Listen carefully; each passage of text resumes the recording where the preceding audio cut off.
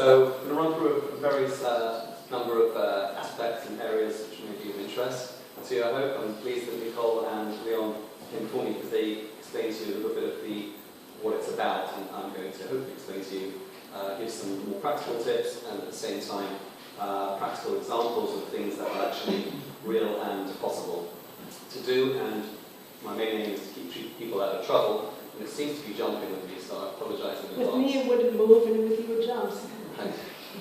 Okay, so I run a national boutique agency, which means I'm there to help my clients, especially people from abroad who are at disadvantage. The minute Israelis see somebody from overseas, dollar or shekel or whatever gold signs light up in their eyes, and sometimes they think that they can take advantage of that. So I'm here to prevent that.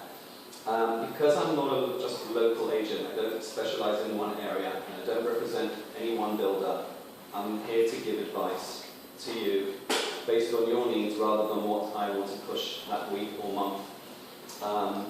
Nicole mentioned yesterday we were at Housing Expo. A lot of these fairs are attended primarily by building companies, and their sales reps are just that. They obviously have a job to do, they have targets to reach, and the apartment that they're offering you, even if it's a slight discount, may or may not be the best one for you. It takes a separate person to be able to tell you, well, hang on a minute, there's going to be another building in front of that one. But we'll get to that. Bespoke service, we've outlined that, but basically it's very much tailored to what's good for you. I've been in Israel for 15 years. My father's Israeli, so I've been dealing with him all my life.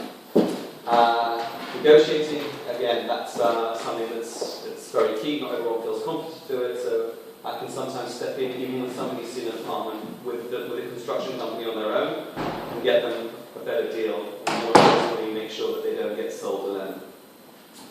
Finance, very important. A lot of people just aren't aware. If they make aliyah, the minute they arrive there, their status changes. Nicole touched on mortgages, and basically Israeli banks regard anyone that just arrived in Israel, obviously, that they make aliyah, as falling under the category that Stanley Fisher pronounced, whereby 2/3 of any mortgage taken needs to be fixed. And in Israel, fixed mortgages are indexed, and an index mortgage goes up with time rather than down. So beware, and that's why I often encourage people to, if they can, purchase properties before they make aliyah, because of the mortgage that goes down in the first month rather than up. And then on top, there's a little awareness of this. The other thing is, if the income flow is there today, and it stops when they make aliyah, the banks there won't talk to them. So again, if you have relatives, kids who are making aliyah, these are very important things that you should be aware of, and various other lay people. So there's a lot involved, and everyone's circumstances are different. My job is to analyse their circumstances and then advise. Okay, hopefully it's not jumping now, so that's a good thing. Okay, so the where and how. Obviously, it depends if you're an investor or if you're planning to go and live. So I'm not going to go into all details. I have actually a tip sheet on the back of this flyer, which touches on that for people who want to rent. There's a whole separate one there as well, and it's jumping again. Okay, so basically, obviously, community. A lot of people want to be surrounded by English speakers. Cater for that. Sometimes people want to have a different experience. We lived for 10 years in Bet Shemesh, and then we decided to move on to Moshav, which only has 20% English speakers. So, a little more rural experience. Employment, obviously, there's Nevish Benevish encourage people to go up north and down south, and the infrastructure in the country is improving. It's not a big country, it's not travelling, commuting from Manchester. But that is a factor, obviously, and people obviously bear that in mind. They're planning to live where they want to live, so that will, and I'll ask them what you're doing for a living. Sometimes I can help them get a job or buy a business, or even I'll hire as a broker myself. Asset growth. So if you're looking at it from an investment point of view, as in anywhere, you have the trade-off between risk and profit. So similar parameters apply. The methodology sometimes is different in terms of how we do it. Obviously, how rentable property is, the yields actually we'll get to that, but they can be higher, maybe a little bit further afield. And affordability. Somebody's themselves want to live, and they may decide, or South Africans decide they want to live in Modi'in, and I look at their circumstances and I see if they're not going to be able to buy there ever, then maybe they should consider something else, and there are plenty of options. Okay, we're going to try and move this on. Ilan, Yeah. where's the microphone? Alright. I'm not sure which button actually moves it on. Shut it is. Okay. Alright, so new builds. Caveat emptor, buyer beware. As I said before, salespeople, often the impression, and historically it was true that buying on paper was cheaper. Unfortunately, sometimes it's like comparing apples with oranges, jumping again. And therefore one has to look at the whole picture, what apartment you're going to get. The promotional material often makes it appear to be something that's, move in, and very often you discover that there is a lot extra to do and the kitchen isn't quite what you had in mind, or you would do yourself. And so seeing is believing. Technical specification has got to be good, that's got to be gone through. People often get tempted, hey, just sign here, it's only 20,000 shekels, we'll give half of it back, or what have you. You're hooked. You're hooked psychologically. So the time to negotiate everything, whether it's the 70 electrical points that they give you, which maybe I'll get increased to 100, or that maybe this isn't the right apartment because it faces the east and that's get hot in the morning and dark the rest of the day. So things that are very important, and when you want to come and sell it, that's what I'm looking at to try and help you keep out of trouble, as it were. Flexibility in design, obviously, when you're buying new, is the greatest, and the earlier on you buy it, the more can be done. Entry, well, this is very important. I bought my house, my first house, I saw it, and it was basically ready, so it was 2 or 3 months down the line, and that was, it made a lot of the legals, leasehold, as it were, and Cole mentioned the difference in the thing, and obviously, nice to get round the differences, but when something's nearly ready, obviously it's a lot less worrisome and risky and less rental costs incurred as something that's 36 months down the line, which brings me on to the next subject, which is indexation. Now, at the moment, it's not a hot topic because the CPI is low, and the building index, which is usually a fraction higher than that, and it's related to the cost of labour, cost of raw materials. So any oil shop could send the price of apartments, any outstanding balance you have from month to month gets indexed. So the price you get quoted from the Ilan at the outset may not be the end price. Could be a difference between 3 and 20%. It just depends. So buyer beware there as well. Again, like Nicole, I always recommend taking an engineer, and I would recommend bringing one in with a builder. Some construction companies will be more cooperative than others. If they've got nothing to hide or worry about, then they should be allow him in. Usually it's not necessary, but sometimes, in certain instances, we do recommend that we have someone come along and see what's going on. We mentioned the salesman versus consultant aspect, so bear in mind who you're talking to, whether they're there to just make a monthly target or they're to help you. Okay, so new projects. There are builders that I work with and there are others that I avoid, some of which for the reasons you'll find on the back of there. There's a law that requires buyers to, the money to get deposited, it's jumping, but never mind. Money to get deposited in a specific bank account. And that's there to protect the consumers. Nicole mentioned the HomeNet.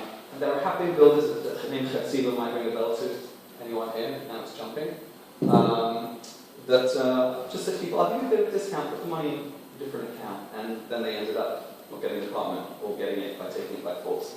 So obviously reputable builders make a difference, and the timeline and which bank is behind it, and various whole other aspect. So don't jump. Okay, this project we're representing in Herzliya. A lot of the projects on the sea, especially if they're within 200 meters of it, have restrictions that you can only live in them 6 months in the year, except that any 1 day is considered a month. And I've been told by a client who had a property in a project in Thailand that it's been reduced now to 3 months. So basically, you can't even have his furniture in there. So beware of those things. If you're buying it purely as an investment, to have them rent it out in a pool and you'll come as a timeshare, that's fine. And if you want your own apartment, then I recommend looking for something else. Okay, moving on. So that project, this one here at Herzliya is by the sea. It's freehold with a concierge. It's not the cheapest, but that's what you pay for being on the seashore, as it were, with one line over. Those are going to be ready this August, and they start at about 800 shekels. Moving on, there's a project in land in Herzliya, which is less known about, but we've got a whole lot going on here. You have here the Ilan is continuing, the Highway 20 is continuing up to actually beyond this point. So it just means that it opens up, you'll be within 7 minutes of Tel Aviv there as well. And with this project here, we have a couple of very, very luscious penthouses. Cheaper, they run from about 5 to 7 million shekel. 200 meter balcony on the larger one. Details at the back of the foyer, if you like. Moving on, Jerusalem. I looked at a lot of projects. This one in particular I found, which is very central. What made it unique is apart from the swimming pool and the snooker room and everything else, it actually has a mikveh. So somebody who needs that has that absolute need. Now that isn't the mikveh, that's the pool. I did say holy waters. Ramat Shemesh is a popular destination for growing families of the religious ilk. We can help people who are of all segments of the spectrum, but this particular project is very balabatish kind of houses, and even designed with the Shabbat clock, separate sinks. For the investor, there we have, we've said hidden treasure. There is a concept with garden apartments, in this one particularly, that there are basements, and they are giving, beyond the basement, voids of about 150 square meters, or up to, I should say. And upstairs in the duplexes, they were limited with the number of meters that they could give, so there were 6-room duplexes. I put the plus there because there are 2 mahsanim that they put inside the apartment with very, very thin walls that you knock down, you'll get another room. So that's the way they play around. It's called Israel. Okay? So it's a mahsan, and I actually sold a house in Netanya to a French accountant, and because part of the lounge was a mahsan, as it were, the bank took off from the valuation when he came along. He said, I'm not buying. This guy was a multi-millionaire. He said, I'm not buying. But fortunately, because I was connected with the regional manager of a different bank, who I met in South Africa on tour with the Jewish agency, we got him the loan, but the high loan to value. Now it's harder to play around with those loan to values because of the restrictions on high lending. Okay, moving on. Netanya, if anyone's in the naval, maritime kind of concept, so it's a project which is nearly sold out. There's a few 5-room duplexes, part of which you could hive off and make a little suite for a teenager, and about 4 or 5 penthouses with their own private hot tub, mini pool, whatever you want to call it. They run around 4 to 5 million shekel. As a little guide. Pressing the wrong way. So that's just the other picture of that. Okay, existing homes. So like I said, I deal with existing and I deal with new.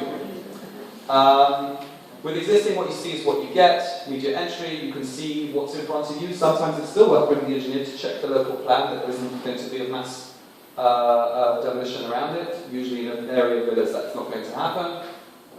When you do the deal, there's no indexation on the transaction. Unless he's buying from a builder, he might try it on, but we won't have any of that.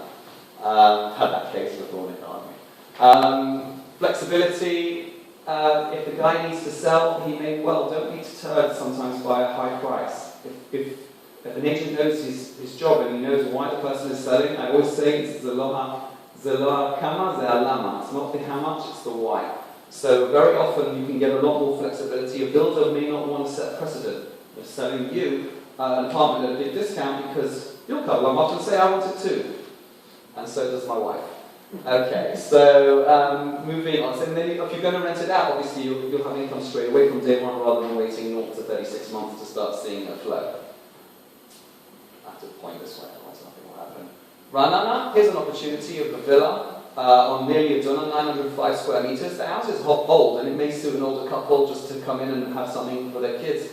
But actually there's development potential. The zoning there allows for 2.4 houses. You may ask what's 0.4 of a house, but that could be like a study or an office or something like that. There's the backyard, just completely unused, but it's only £1.5 million odd pounds, easy to quote, sterling and in shekels. In this particular case, that's the Apertura, spanking villa, just amazing, sunken lounge, presidential suite, elevator, pool on the outside. Move in. One on that side of the land sold for about 20 million, so it's not even overpriced. And we have something for the diamond dealers, something with 7-minute walk from the diamond exchange, private gym, private pool. It's about 7 diarim in the whole binyan. They're obviously going to select who they want to move in as they live there. I'm jumping now, we won't do that. So that's a whole floor, 300 square meters. By the way, I also sell cheap stuff. We sold in Tây Hall. On our brochure, sometimes we write a little caption about after each property. So there, we were at the fair in St John's Wood a few years ago, and there was a demonstration outside, and I was wondering why, because no one is selling anything in Bishop's Yard or what have you. And then I realised that I'd written on it, on the caption, because it was a detached house for 800,000 shekels, I'd written, it's a steal. So they were all up in arms for some odd reason. Anyway, moving on. Yeah, so that's the whole floor there. Historical buildings, Nicole touched on that. We can help. That's what you fancy. Sometimes they demolish, sometimes they restore, and sometimes they build on top. So in various areas of Tel Aviv, it's not that expensive. You can see these prices aren't that high, but that's because they tend to make them a little bit smaller. So if it's for a holiday or something like that, absolutely fine. And the areas are growing southwards. It's just south of Rothschild, most of these areas. And it's just growing. We're not in Yaffa or anywhere near it. My grandfather had a candle factory a little bit west of here, the Benora Candle Factory. Okay, moving on. Tower 38. So you see actually a building here that's been done. We've got 1 or 2 flats left on the top. On the right is what it would have been before. You can see here balconies that have been added. You can see on the top 2 floors there with big balconies. Those are selling for about 20% less than what you'd buy from a builder. The balcony is probably a bit bigger as well, a little bit further from the sea, but big saving. What I would deem to be the greater Tel Aviv area. Where is it? But this is about 900 meters in from the sea, so we have 1 or 2 of them left. We have in Bet Shemesh, actually, for a lot less, about 800,000 shekels. Apartments in a different, the Tower 38B, which Nicole touched on, which is the entire Pinoi Binoi demolition. So that's, when it reaches a certain number of signatures, it will happen. They're already over 50%, so when they get to 80, more than what they need, that's when they'll do it. They've already got it on 1 building. So we'll probably be accumulating about 10 of them, 10 of those apartments. So that's quite easy for, what, £130,000 or something like that. And you can get finance, 50%, no problem, subject to status. In Herzliya as well, Herzliya, that was the city that municipality that supported Town 38. We should be getting some apartments there as well. That will be, again, buying them around 15-20% under market value. So, but if you're buying the top floors, it's brand new. And if you're buying an apartment that's going to be refurbished or has been, well, if it already has been, the price will have gone up. So, sometimes we get apartments in projects. Some of the bigger companies were marketing of an apartment of the guy that just couldn't wait. But we know it's going to happen. It's already with me. So he's going to be getting a balcony. He's going to be getting an elevator. At the moment, it's not that desirable. You look ahead, 20-30% more space. Okay, moving on. Sorry, I just want to say in Ranana as well. We get that. Okay, commercial property. My background when I was here in England was in commercial. I didn't dare to be a residential estate agent. Basically we've done lettings for Kupat Cholim. We've also helped people find small premises, shops and what have you. And that's an investment coming up. Okay, so it's not jumping around too much. So small businesses. We've helped on the business side with companies in terms of people buying property companies.